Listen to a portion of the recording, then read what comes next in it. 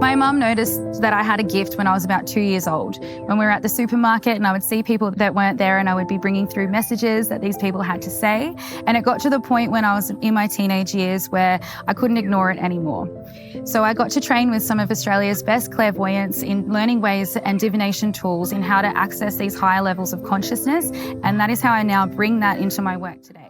So I went through lessons earlier in life which created, I guess, a barrier around trust and safety.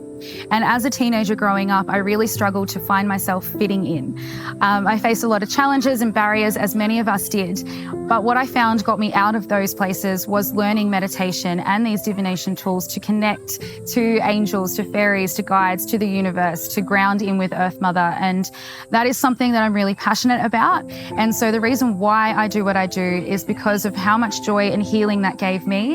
And then I began to witness how much that actually encourages others to find their light and work through their hardships that they face and re-invite love and joy back into their heart. So I have my own business called Soul Journey Healings. And what I focus on is psychic readings, mediumship readings, healings, running retreats, meditation, and online workshops. So one of the first tools that I learned was Reiki. And Reiki is universal life force energy. It is a really beautiful tool that I believe that we should be teaching it in schools. Everybody should be attuned to at least level 1. It activates that energy within you to connect to the higher source, to also learn about grounding in with Earth Mother.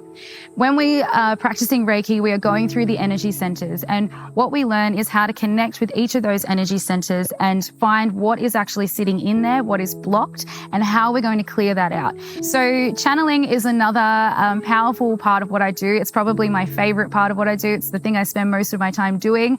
Channeling is basically where we visualize a pillar of light that connects us to the earth, to our beautiful Earth Mother. And it basically expands up through our energy centers, going right up into the heavens above, as I like to say. And we create this beautiful, strong pillar. And what this does is it not only connects us to the higher source, it also protects us, and it keeps us in our own energy. And then another part of that is the mediumship. Mediumship is something that I'm also very passionate about. It's probably my favorite thing with what I do, and it goes hand in hand with channeling. When we're doing mediumship work, this is when I'm connecting with somebody who has passed over.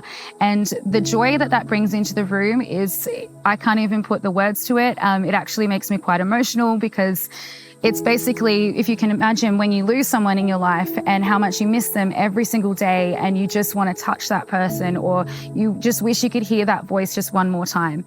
When someone comes in who has passed over and I'm able to bring messages through for them that I couldn't possibly know, there is a feeling in the room that you just can't explain, and I get the goosebumps over me now, but it is a reuniting of that sacred bond that person has shared with them. And that feeling that is in the room and the tears that leave the people's eyes and the hearts that open, that is exactly why I do what I do.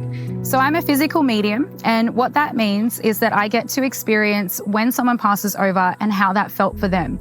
So a lot of the time they can come through. If, for example, they've said that they have passed away from cancer, then I will experience what that feels like in my body just for a split moment. When that happens, it can be quite confronting. But like I tell everybody that comes for a session with me, I am totally fine. Please just allow me to just experience this. It will pass in a few moments, and then we can start to talk to your loved one who has passed over. Saging is another beautiful way for how we clear energy. And what we do is we light the sage and we take it over the person's body. And what this is doing is really opening them up to bring the lower vibrations to the surface. And we're basically doing a blessing to let that go so that they can really receive the medicine that's going to be coming in for them for their session. Sound healing is something that I've only really started getting into in the last few years, but I've absolutely been loving it. Now, when we're doing the drumming, it's an ancient practice, and what it's used for in many cultures is to bring the lower vibrations to the surface. It's also used to induce a trance-like state to get the person to really drop in and allow them to start to open to what's coming in for them. We're inviting their guides in, we're inviting their passed over loved ones into the space, and we're really inviting the lower vibrations to come up and be actually let go. But basically what we're doing is we're playing this beautiful sound, and what it's doing is filling that chakra up with that frequency, and it's creating that harmony and that balance in that person's energy field. I'm Kayla Marie, author, intuitive channel, and mother of 2. Thank you for listening to my story.